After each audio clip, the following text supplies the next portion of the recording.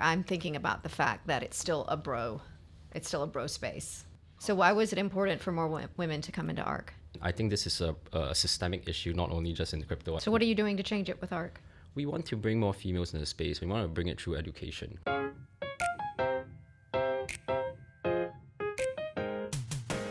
Welcome to Pass the Power with me, Paige Parker.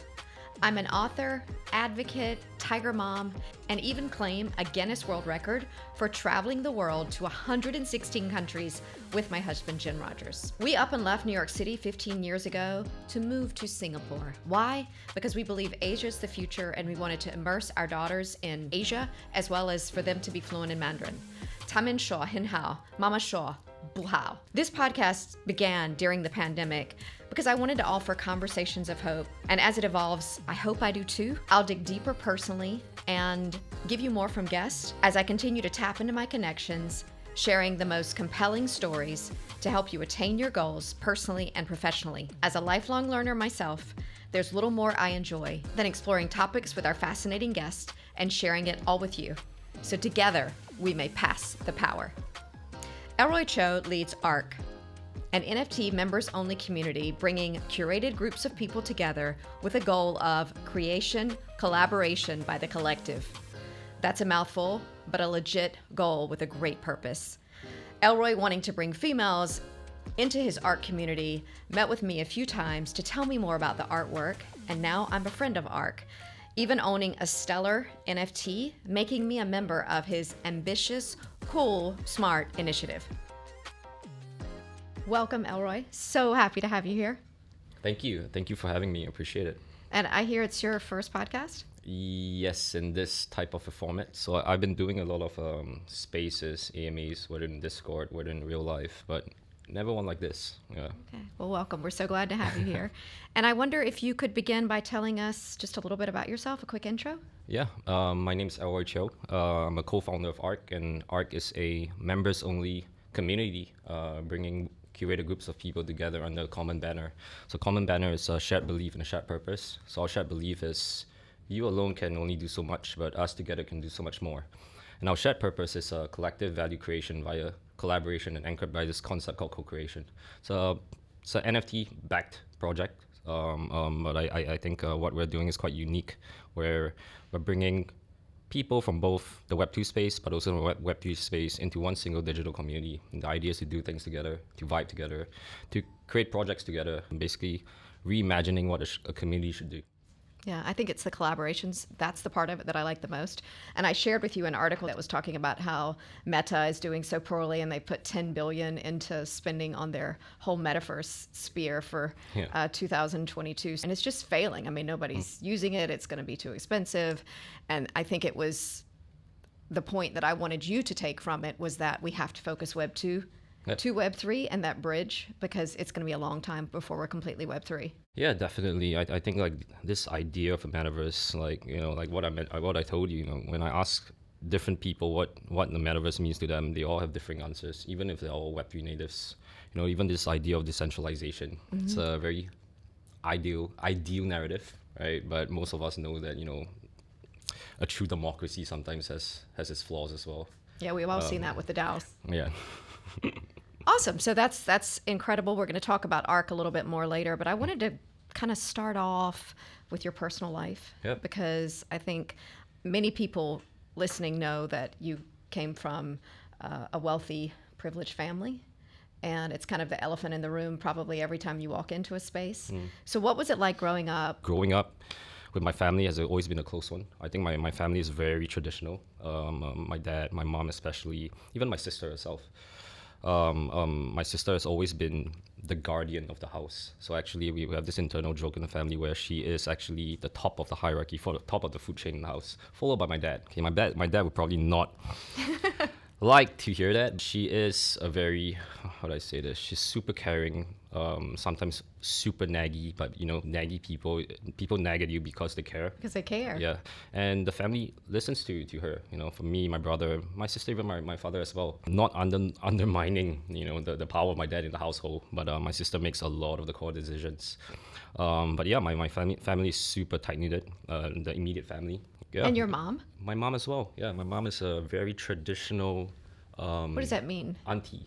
So she is not one that is really, she doesn't really find pleasure in the finer things in life. So you don't see her at Tatler balls, you don't see her Prestige. She has Birkins, but she never ever wants to use them because she's scared it gets scratched. She doesn't believe that she should wear expensive stuff. She doesn't care. No, but she does high-low. I do high-low. Yeah, but I mean, she we is... can appreciate the great things in life, but also find value in... But I think my mom don't even appreciate the great things in life. Like, she has something expensive, she doesn't want to take it out because she feels that, oh, what if I lose it? What if I scratch it? You know? Right. So yeah, I guess people think that my family is like flamboyant, and everything. Not so much, right? Even my sister herself, she doesn't like Birkins. She likes the smaller stuff. Right. I guess maybe like it's more me when I was younger. I like the flashy cars. So, I like being able to drive the newest Lamborghini when no one else has gotten it in the early days. But apart from that, I think my family is a very normal family, very traditional values, and we try as our best to keep out of the media despite how it looks from the outside. No, I searched online and I there's nothing about you except your family and some former famous girlfriends. So you've really scrubbed the web or you really have stayed off. I think I wouldn't say that I scrubbed the web. So I have a PR lady right now. She noted that most of my Google footprint are all about girls. So I have this. So I just want to. Maybe this is a good podcast to Let's do it. To actually talk about your girlfriends. Yeah, like. So I have this thing against public sentiment where they think I'm a playboy, right? They say they're always a playboy. It's everywhere. It's in my DMs. It's my comment page. IG, whatever. That's why I don't post anything on IG. I don't do anything. But I think if people who know me in Singapore, when they hear that statement, they just laugh. Right? Of course, I have my famous girlfriends, blah, blah, blah, blah, blah. But do I actually make it a point like other guys to go out and find girls all the time? I'm someone who rather be attached than single going on hunt every day. I see my friends who are single, it's so tiring. Every day that they go out to a club, to a bar, there always has to be at the back of their heads, they'll ask me what girls are coming, so and so.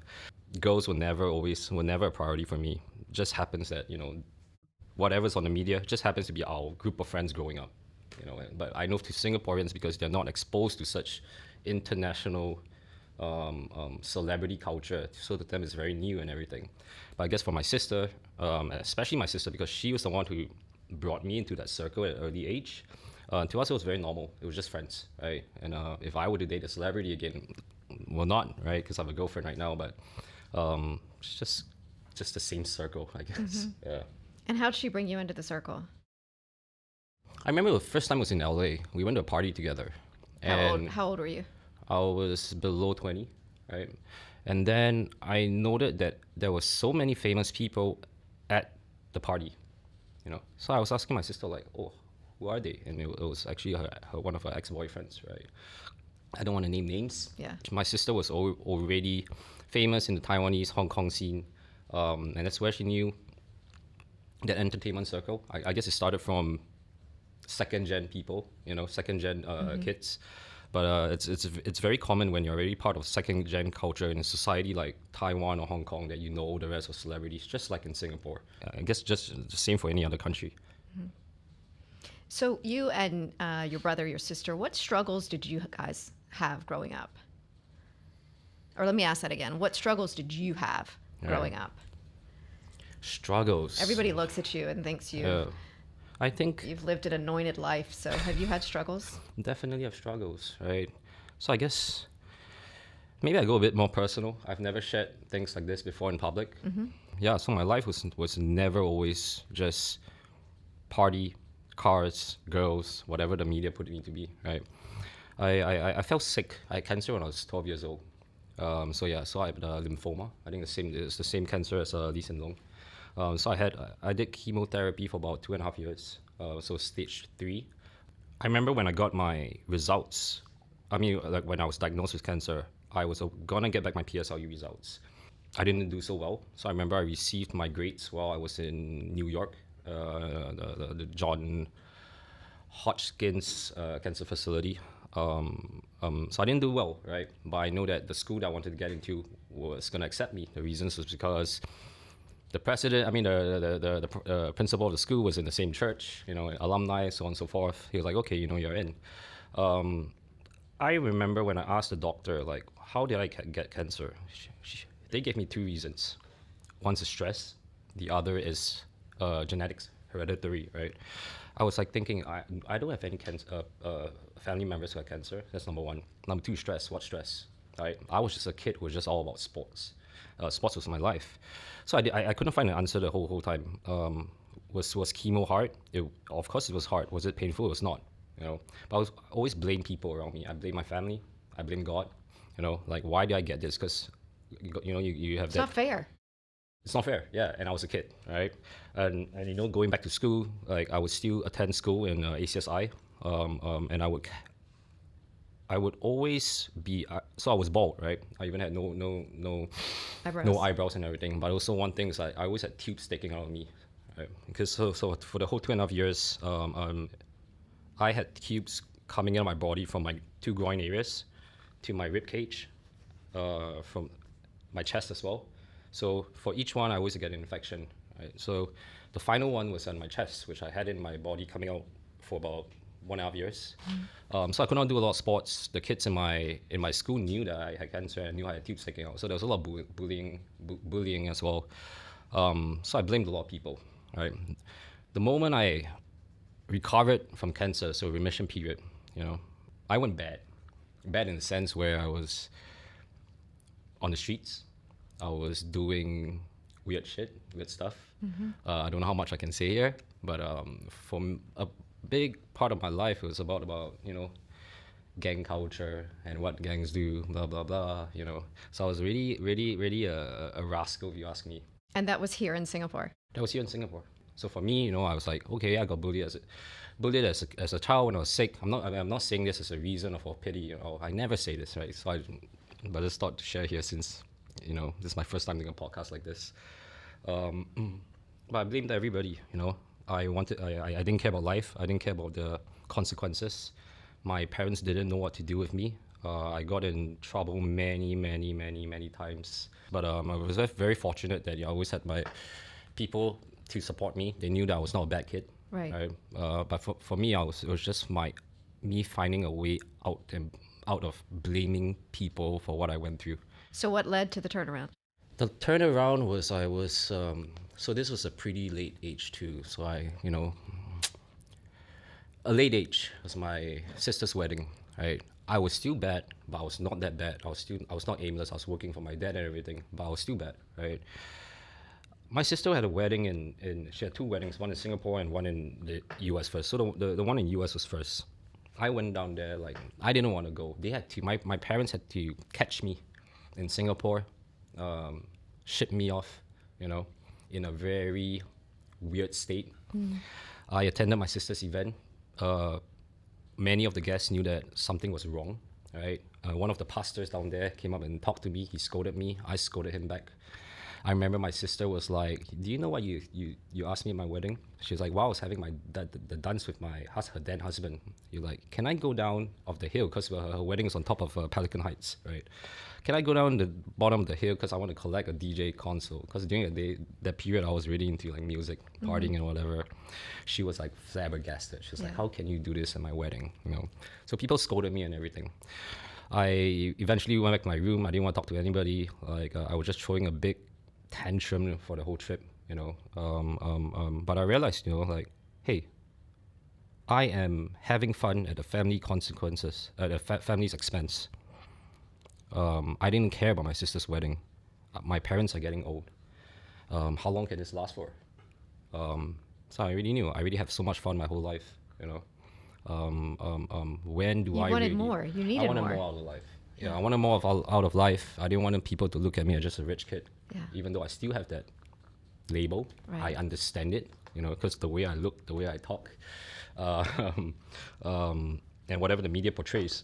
But yeah, I wanted more out of life, And then down the line, so I stopped doing every bad thing. So I was the fastest in my whole group because I grew up with my young childhood friends. A lot of them are rascals, right? Many of them are still in jail right now. So I was the first. Jail. Yeah, it's normal. Actually, this is very normal. despite what people think. Just that a lot of families, they just hide it, right? Just wanted more out of life. I definitely wanted more out of life. I felt that life is too short. I always say this, I no matter what joys and pleasure that life has given me all these years, or throughout my life and the future as well, I don't think it can ever be greater than you seeing that your family members are one by one leaving, getting old, passing away. I dread that day. So I dread that day up to today. Today I worry about it even more because my parents are even older. But it's just the idea, like this is the only reason why I change. And I think Elroy, how old are you today? I'm 38, so I look young. Okay, so you're 38. Yeah. You look like you're 28. So you're 38 years old, and I know that somewhere along the line when you were like cleaning yourself up, you were working for your family's business, and then you were doing real estate. I was working for my dad, not my family business. So I've never worked for my family business before, but my dad has his own palm oil business, and he goes into territories that my family doesn't go into. So I was spending most of my years in the US, Russia, and finally China as well. So China was a property venture for us. That was really exciting for me. I learned a lot because it made me grow up a lot. Learning about Chinese culture, knowing about how to act in front of big businessmen, talking to officials, bankers, stuff like that. But yeah, learned the most in China, for sure. And then you came home, and then all of a sudden you were Web3. What happened? Yes, so I came home. One of my uncles actually brought me into Web3. So it's actually my father's sister's husband. One day he was like, "Hey, you're not doing much with your life. You need to have your own business. Blah blah blah. You cannot just be working for your dad and do nothing." I was like, "Yeah, for sure." So this was in 2016. Super early in crypto. Subsequently became an investor in the space, not really big, but just following the ICO craze. So it was quite easy for us, especially me, to get allocations in the top projects. Right. How much was Bitcoin when you first bought? Oh, you remember? It was not even when I entered the space, Bitcoin was 2,000. So it's not that low yet. It was not that low. Yep. And so how did you find the passion in Web3? I know you well enough to know that it's real. Yep. And it's legitimate, and you're so passionate about Web3. Yeah. So this was 4.5 years ago. Like, me and my friends just started the concept of ARC. So the concept of ARC started actually from a Web2 idea. So we spotted a gap in the market where. So who are your partners? So my partner is Kiet Lim.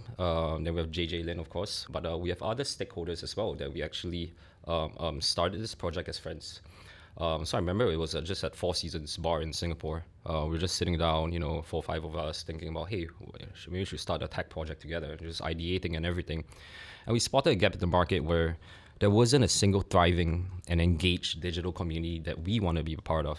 We are all heading in this era of digitalization already, especially us Asians. We love to be part of offline tribes, like the business people here, they find a lot of pride being part in YPO, for example. In Hong Kong and China, they have a lot of private member clubs. And we noted, like some of our friends were part of thriving Web2 communities where they actually function like a DAO without the mechanics of a DAO. But they do things together, they vibe together, they invest together, they share deal flow together, they create projects together, they buy clubs together and enjoy it together. So we're like, hey, we can actually do something like that because I guess we have the resources and most importantly the networks to bring in whoever we want in Asia to actually be part of this little community that we're building. So we thought it was a good idea, right? Because we also believe in the power of communities, and this concept called community-led growth, basically placing more highlight and resources on your community versus your product and your feature, and then in turn they become your loyal advocates or marketeers of your project. So very synonymous with what the Web3 space is right now. The holders of an NFT project or even a token project are also the marketeers of the project. So they'll show it on crypto Twitter. But yeah, we believe in the power of communities. Subsequently, we actually progressed to a DAO model. Can you tell the listeners what a DAO is? A DAO is a decentralized, autonomous organization. I would say the hallmark trait of a DAO is also that members who want to join the DAO know that they are joining a community to participate and to contribute, because a DAO requires productive activities that could ultimately channel value to the overarching DAO. So in ARC itself, I think the big takeaway for me is the whole idea of the collaborations between your members. And is there an example of something that's happened so far? Yep. But maybe I just want to backtrack a little bit. Okay. But ARC is not a DAO. So we talk to certain regulators, blah, blah, blah. I mean, just the Singapore government just doesn't like the ideology of DAO. But I think I should not go so deep into that. But when Facebook rebranded to Meta, we were like, hey, you know what? Your grandmother is asking you what a metaverse is. They're talking about what the NFTs were. So we're like, hey, okay, the stigma against NFTs might be going away. And it seems like everybody's investing in it, not just Facebook, Tencent, all the big juggernauts, Microsoft. So if the metaverse thesis is true, then the NFTs are here to stay, because metaverse are made out of NFTs as well. So, non-fungible tokens. Yep. So we took the plunge and token gated our community ARC with an NFT, and I think it's the best decision ever, because NFTs are also like a gateway drug. It's best used for adoption. But what does that mean to somebody? What does it mean to be an NFT backed club? Right. So you need our NFT to actually get access into the entire ARC ecosystem. So I guess one of the main things that people used to enter ARC with the ARC NFT with, is our app, which houses all our community members. So in the past, you use a social login or a telephone login, but right now you use your wallet to access the app and whatever other offerings that ARC provides. Engage with Paige. The only way to keep passing the power with this podcast is for you to keep listening, learning, and loving this space. That means I need for you to rate, review, and recommend this podcast. And follow, please. I'm also on Instagram at I am Paige Parker if you want to know a little bit more about my life. Please message me with ideas, guests, and topics you'd like for us to explore more here on Pass the Power with Paige Parker. So who's your ideal member and who do you not want? Our ideal member is someone who is community minded, they are contribution and participation minded as well. So I'll give you an example. We do our applications using a form, right? So people apply to ARC by first linking their socials, because we need to know that you are a real person, you're not a bot, you're not a bad actor, so on and so forth. But we also ask two main questions in the application. What can ARC do for you, and what can you do for ARC? So that's our iteration of give value to receive value. So one day, this is like 3.5 to 4 months ago, we had an application from a head of product at a very prominent FANG company. On the same day, we had an application from an intern from the same company. The head of product wrote nil in both questions. The intern went on to write a 400-word essay, of what she thought ARC was about, and an even longer essay about how she was going to contribute value to ARC. So in my application team, they're like, hey, what do we do about this? Right? Because the head of product knew he was going to get in, right? I was like, what do you guys think? They were like, we're going to reject head of product. We're going to admit the intern. I was like, correct, because we did a beta test with 150 high-level people. So they range from big celebrities around the region, big VCs from both the Web 2 and Web 3 space, big KOLs, big creatives, so on and so forth. But there was little app engagement, right? So we did a deep dive, we did a feedback session with them as well. So they were saying that, number one, their schedules are too tight. They're very time-starved people. Number two, I think the main thing is that they all have reputational repercussions. So it's not in their normal online social behavior to keep posting personal stuff or a type of content that we were actually trying to get our members to do during the beta test was more sharing of perspective and thoughts. So it was quite intimidating for some. I remember when actually my sister got into the beta test, she was like, whoa, you guys have so many intellectuals talking about like all this crazy stuff. We feel so intimidated right now. I was just posting about pics. I can only post about pics, or whatever. I was like, this is not a space for people to judge. We just want people to be their genuine self. Mm-hmm. If you have nothing to input or whatever you think that, just be yourself, right? There's no one is right or wrong. This person might be super famous in tech, but he doesn't have the level of knowledge in fashion or creativity, right? Mm-hmm. So everyone should be their own person. That's actually what we want to challenge we want to challenge social norms with ARC as well. So I would say this, that crypto is a great equalizer at this current stage. What does it mean, right? It means But hold on. When you talk about a great equalizer, I'm thinking about the fact that it's still a bro space. When you look at crypto, even I know you came to me because you know I'm on the board of United Women Singapore. Yep. You know I'm an advocate for gender equality, and so you came to me and you said, let's get more women into ARC.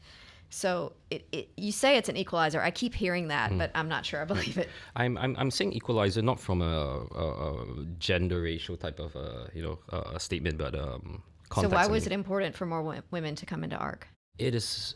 Maybe let me explain what equalizer means to us first.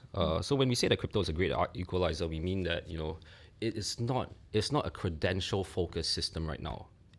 Crypto rewards those who are diligent, who are passionate about Web3, who goes down the rabbit hole every day. So I have a friend of ARC, so a member of ARC, who runs a 2 over billion, 3 AUM company, trading firm. He is very, in one of our friend of ARC feature, he noted down there that, the CEO, the guy running the company, is a rugby coach, right? So imagine, would any TradFi company employ a rugby coach to be the CEO of their company? That's not the case. So I have another member of ARC. They run one of the top NFT marketplaces in the world. One day she came to my office. She was like, "Oh, I got a really big headache, Elroy." I was like, "Why?" I hired someone, from a very high-paying job in the past, so paying him a big salary and all. But this guy thinks he knows everything. He's so theoretical about crypto. He doesn't want to get his hands dirty. And right now, my 22-year-old DGen is outperforming him. So we realized that, hey, crypto it doesn't mean that you have 20 years of experience in McKinsey or Boston Consulting, that you're able to excel in crypto. You need to come in with a fresh perspective. You need to know that crypto is a never-ending rabbit hole of being a constant learner and a student. I've been in space for 6-7 years. I've been reading the space for as long, every day. But I still have to take refresher courses. I still sign up for learning courses like OX kernel. I just got rejected from their last cohort, so they were onboarding like 250 people. I got rejected despite going for a video interview and everything. A lot of my friends, my team members tell me like, do you need to do this? I was like, in my mind, yeah, I do need to do this, right? Because the space changes so quickly, trends come and go. If I don't keep on top of everything, I can never build a good product for my members. I'll be building a wrong product. What about bringing women into ARC? In terms of bringing women in, I think this is a systemic issue, not only just in crypto. I think it encroaches tech as well. You know it better. Yes. You know it best. But I think why it's even worse for crypto is because the culture is very male dominated. The terms that they use is it's undermining to women. For example, they like to use the word chats. Chats are what you call people who are powerful in crypto. You're a chat, you're a crypto chat. So they use derogatory terms like that.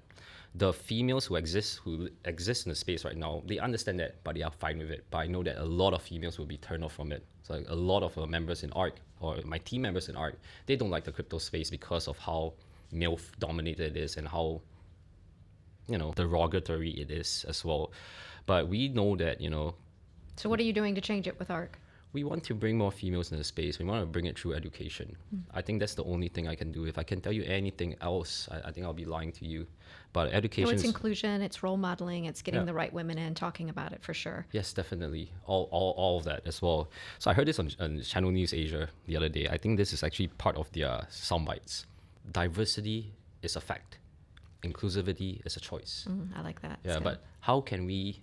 But it's very hard to actually solution for this in crypto at this space. First of all, the first thing we have to do is get women or females interested in Web3, right? The second is that we need to elevate them up. Right. That's why actually I talk to you, Yeah. because I have a lot of female degen friends, right, who look up to you, but they need someone to lead. If they were to start their own little crew to talk about, empowering women in Web3, I don't think many people would really pay heed to them because of the lack of clout. Because this world, sadly, the world still relies on clout, right? To influence people, to drive certain awareness. Yeah. Well, I would challenge you to talk to the young women to tell them that if they all come together and do something, if they can have one or two people listen, that really is what matters. But I want to talk to you a tiny bit more on cryptocurrencies because they've fallen from 3 trillion Yep. to 1 trillion. Yep. And 2/3 of crypto wealth is gone. So how much have you lost? But if you were buying so low, you haven't bought anything. And then if you have the crystal ball, can you tell us how long this winter season is going to be here?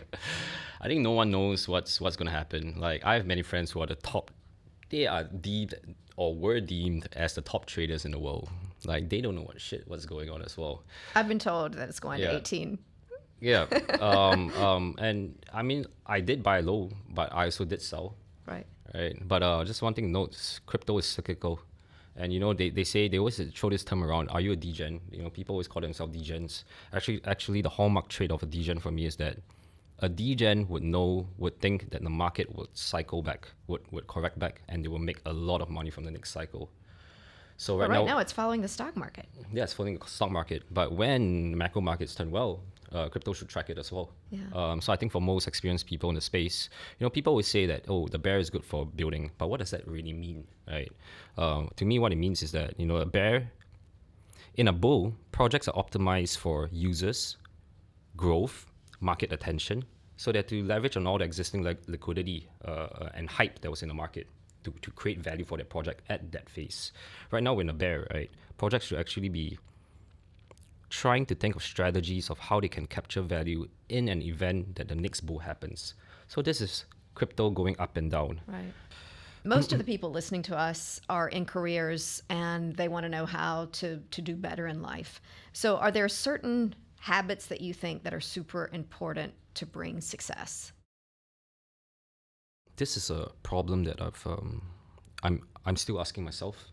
So sometimes I feel like for example, today I feel that I'm not performing well in terms of thinking. So I just came out from multiple meetings just now, but I can tell, like, you know, how tired I am in the morning. You know, what my happiness level is at, what level my happiness is at as well. A state of my mind and everything.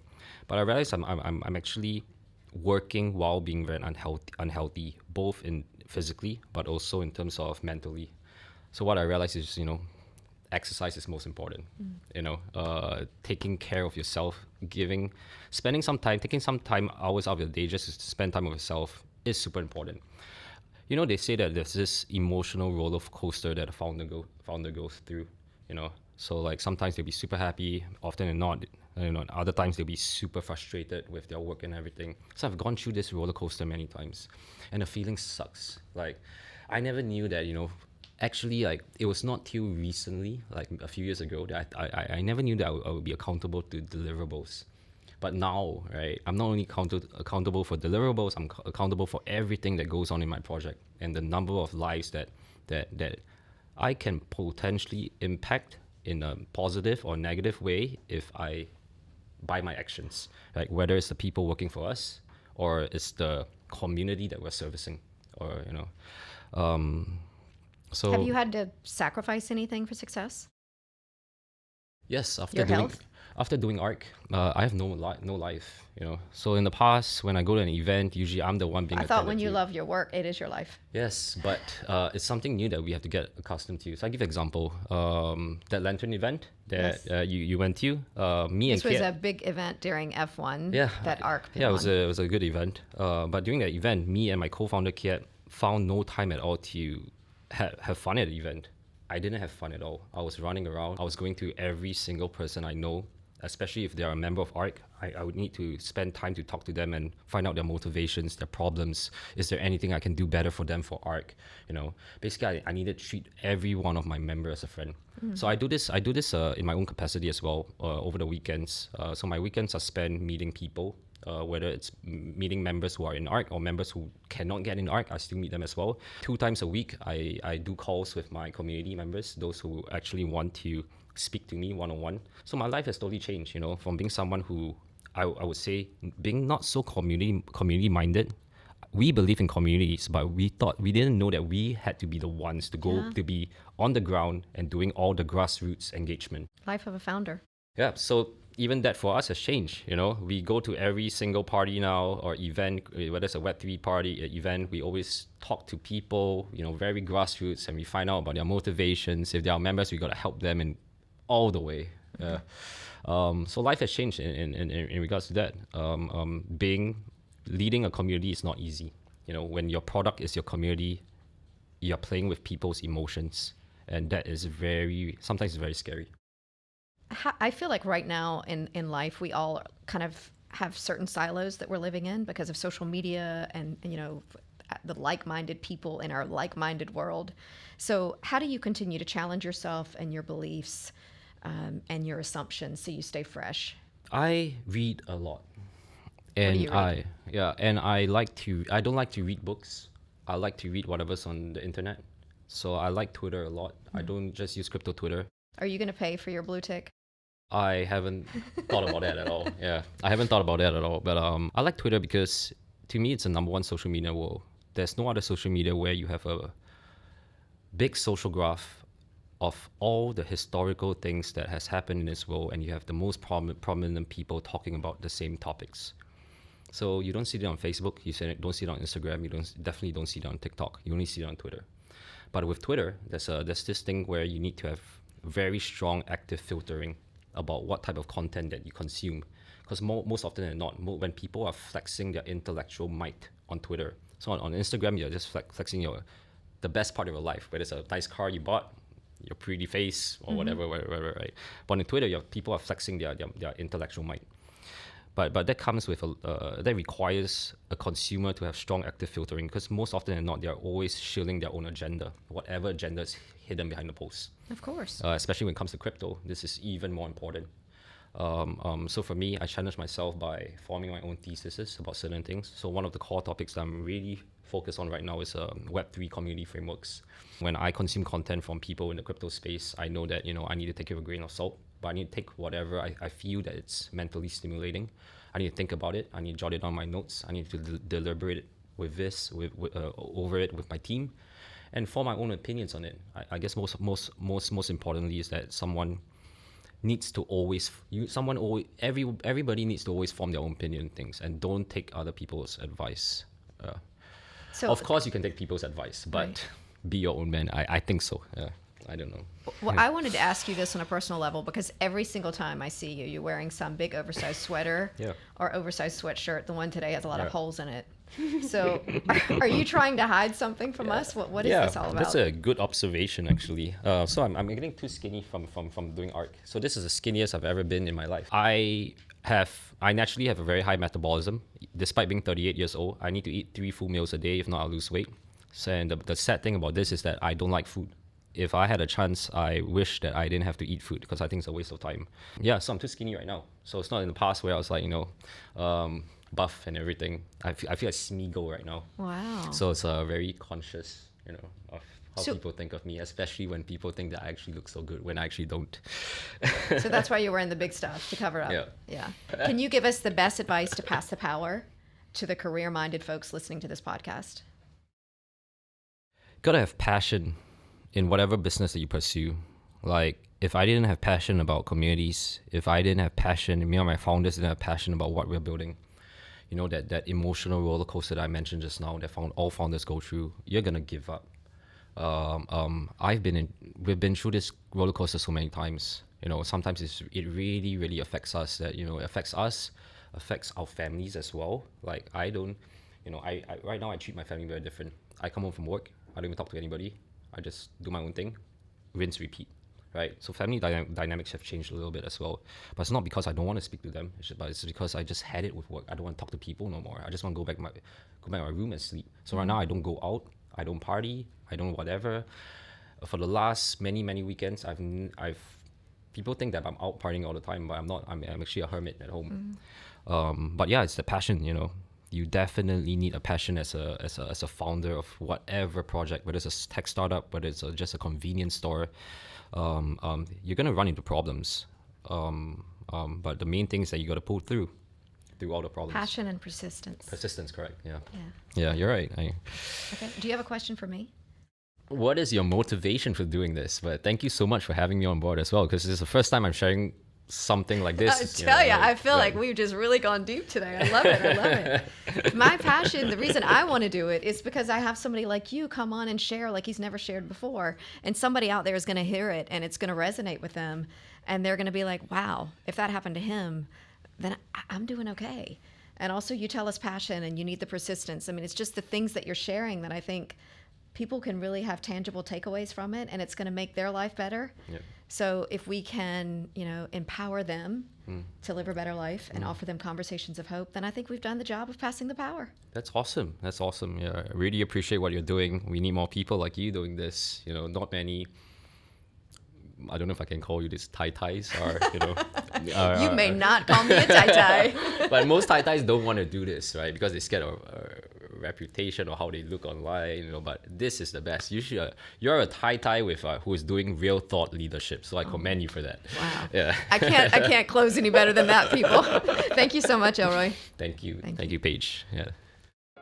That wraps another fascinating conversation to offer food for thought and a different perspective, and inspire you to live life fully, professionally and personally. Hopefully you'll appreciate the tangible takeaways and meaningful stories.